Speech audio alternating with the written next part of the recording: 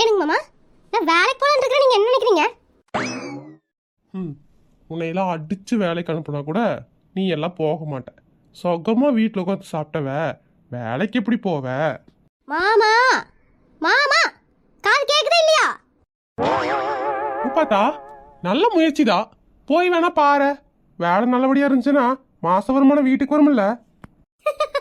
அட ஆமாங்க மாமா, நான் வேலைக்கு போனேன்னா பங்களா மாதிரி வீடு வாங்கலாம், கார் வாங்கலாம், அதெல்லாம் போட்டோ எடுத்து ரீல்ஸ் வைக்கலாம். சூப்பரா இருக்கும்ல? ஆமாண்டி. அப்புறம் மாமா, நட்சத்திர ஜன்னலில் வனம் எட்டி பாக்குதுன்னு பாட்டு வச்சுட்டு ரீல்ஸ் போடணும், சரியா? கரவம் முடிச்சவளுக்கு அது ஒண்ணுதான் குறைச்சல். வச்சிடலாமோ பார்த்தா? ஏன் வீட்டு வாசல்லே ஒரு டேப் ரெக்கார்டை வச்சுட்டு பாட்டை வச்சிருவோம். மாமா, நாமளும் 2 பேரும் வேலைக்கு போய் கட்டு சிட்டா குடும்பம் நடத்தி வீடு வாசல் காரு நொட்டு நொசுக்கு எல்லாம் வாங்கணுங்க மாமா. கரும பிடிச்சவ பேசுறதுல கொஞ்சம் கூட நியாயமா பேச மாட்டேங்கிறா. அதிகமா படிச்சவனே இன்ஸ்டாகிராம்லயும் யூடியூப்லயும் ரீல்ஸை போட்டு சம்பாதிக்கலான்னு பார்த்துட்டு இருக்கிறானுங்க. பாவம் வியூஸ் வரவே மாட்டேங்குது. இவன் என்னத்த போயிட்டு சம்பாதிப்பா?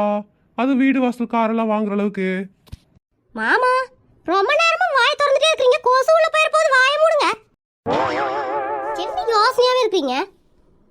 இல்ல முப்பாத்தா, நீ வீடு வாசல்லாம் வாங்கணும்னு சொன்னீல, அத்தா கொஞ்சம் ஜர்க் ஆயிட்ட. மாசம் 1 லட்சம் சம்பளம் வாங்குற, என்னால வீட்டு வாடகையே கொடுக்க முடியல.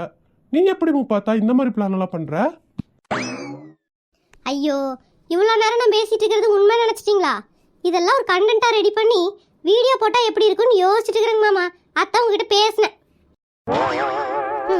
உங்க சம்பளத்துல ஒரு ஜவ்வு முட்டாய் கூட வாங்க முடியல. இதுல நான் வேற வேலைக்கு போய் வாங்கிட்டு வர சம்பளத்தை வச்சு வீடு காருன்னு வாங்குறது.